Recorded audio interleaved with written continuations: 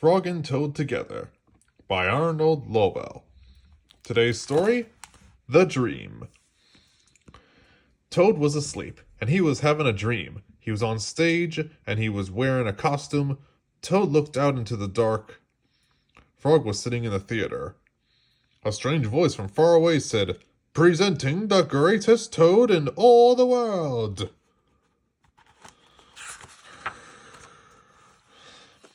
Toad took a deep bow. Frog looked smaller as he shouted, "Hooray for Toad! Toad will now play the piano very well," said the strange voice. Toad played the piano, and he did not miss a note. "Frog," cried Toad, "can you play the piano like this?" "No," said Frog. It seemed to Toad that Frog looked even smaller. "Toad will now walk on a high wire, and he will not fall down," said the voice. Toad walked on the high wire. "Frog," cried Toad, "can you do tricks like this?"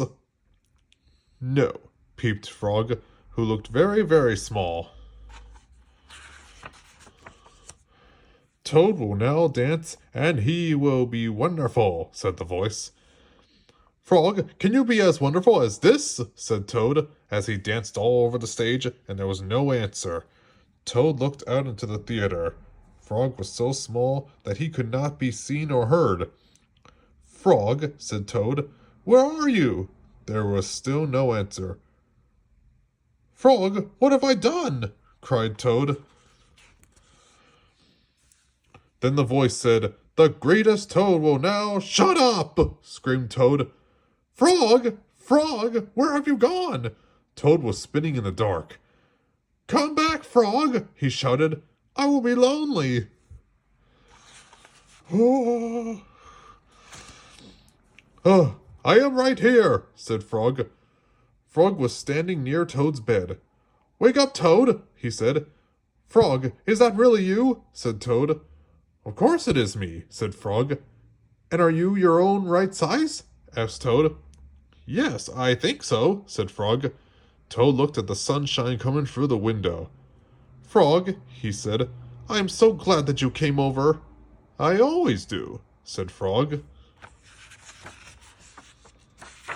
Then Frog and Toad ate a big breakfast, and after that, they spent a fine, long day together. The end.